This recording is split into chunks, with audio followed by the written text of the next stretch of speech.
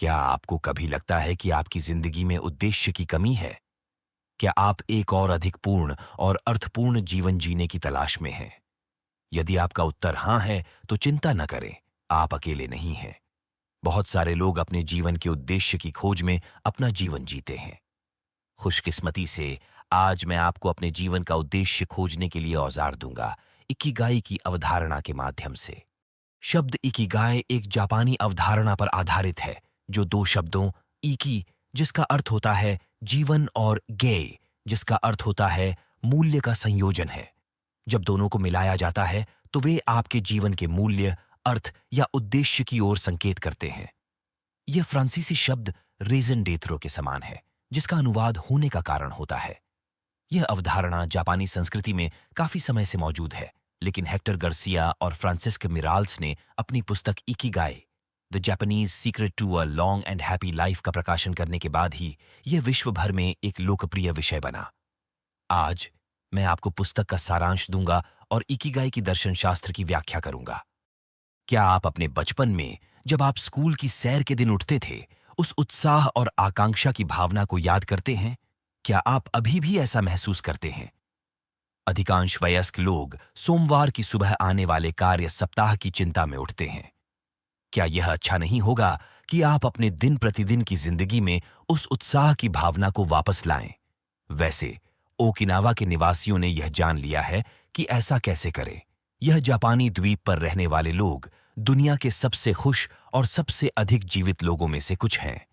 इस द्वीप पर रहने वाले लोग औसतन 100 साल से अधिक उम्र के होते हैं। पूरी जनसंख्या अपने जीवन भर काम करती है, बिना यह सोचे कि वे सेवानिवृत्त होंगे। यहाँ के वृद्ध भी बहुत स्वस्थ होते हैं, और जब उन्हें सेवानिवृत्त होने के लिए मजबूर किया जाता है तो वे अपने शौक को निभाते हैं और अपने समुदाय में सक्रिय रहते हैं। तो उनका रहस्य क्या है? वैसे वे इकिगाई के सिद्धांतों के अनुसार जीवन जीते हैं।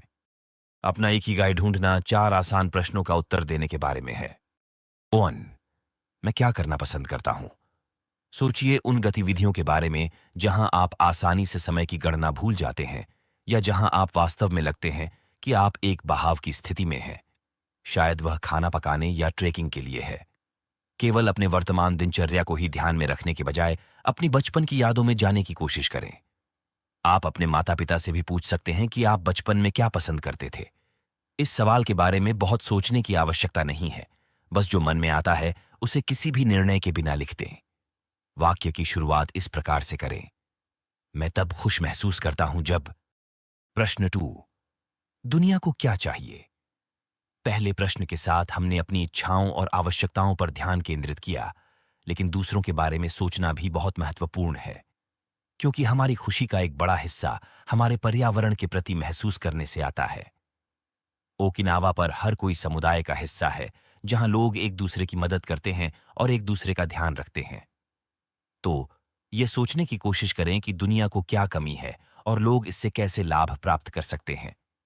हो सकता है कि आपको लगे कि दुनिया को थोड़ा धीमा होने की जरूरत है और लोगों को प्रकृति के साथ फिर से कनेक्ट होना चाहिए। आप इसे अपने पर्यावरण पर भी लागू कर सकते हैं। फिर आप अपने आप से पूछ सकते हैं, मेरे साथी को क्या चाहिए, या मेरे परिवार को क्या चाहिए? 3. मुझे किस चीज के लिए पैसे मिल सकते हैं? बेशक हम सभी अपने जीवन को केवल वही करते हुए जीना पसंद करेंगे जो हमें पसंद है और दूसरों के लिए मूल्यवान भी हो, लेकिन हमें जीवन की आवश्यकताओं के लिए पैसे कमाने की भी आवश्यकता होती है। अधिकांश ओकिनावा के लोग अपने बगीचे की सब्जियों को बाजार में बेचकर आज भी पैसे कमा रहे हैं, उदाहरण के लिए 90 वर्ष की आयु में भी। इस प्रश्न का उत्तर देने के लिए पहले लिखें कि आप वर्तमान में किस चीज के लिए पैसे कमा रहे हैं, फिर से किसी भी निर्णय के बिना।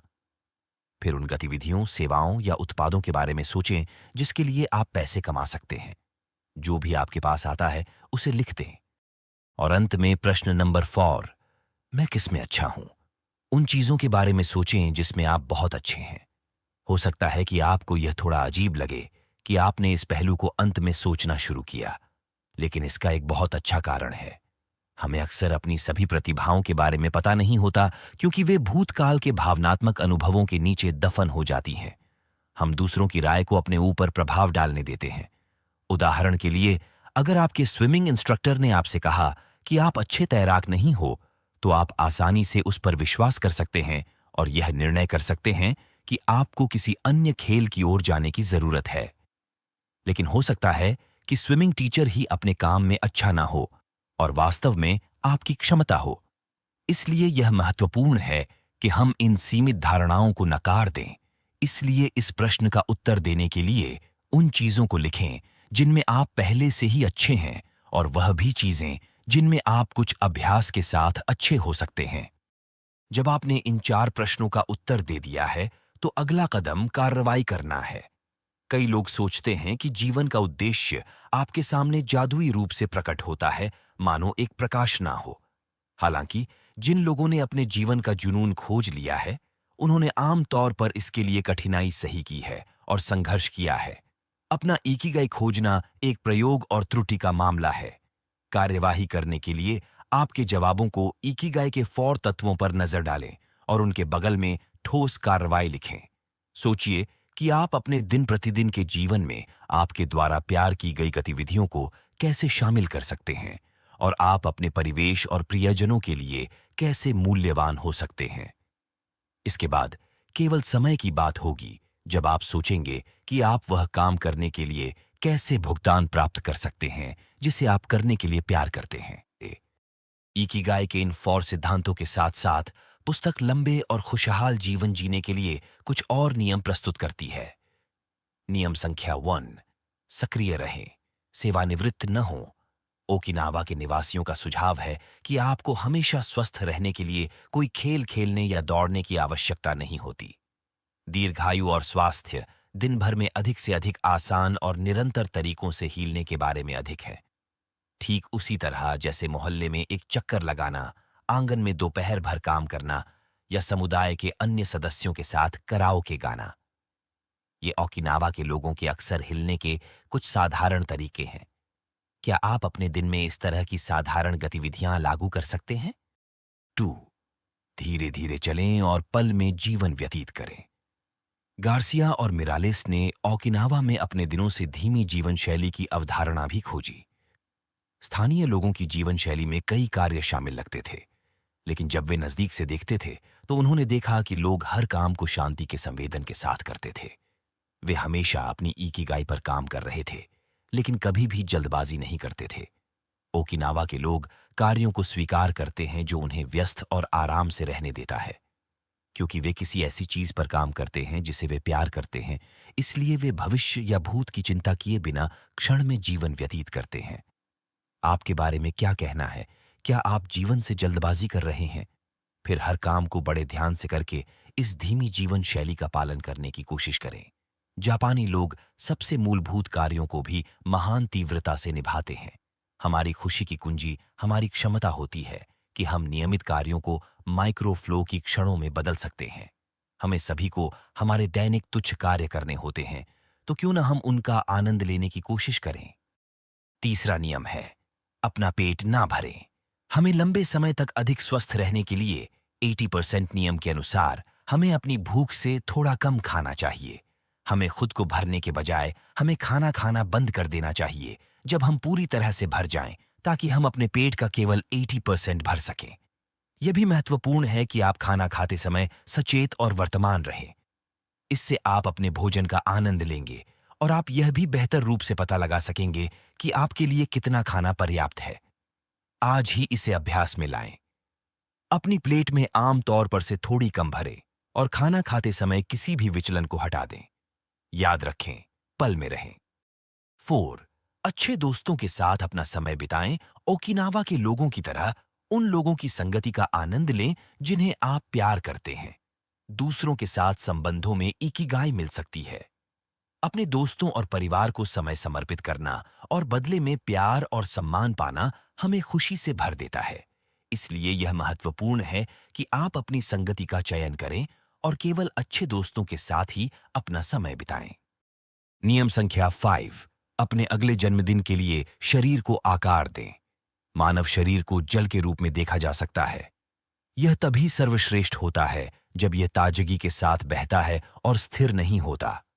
उस शरीर की आवश्यकता होती है जिसके माध्यम से आप जीवन में आगे बढ़ते हैं, कुछ रोजमर्रा की रखरखाव की, ताकि यह लंबे समय तक चलता रहे।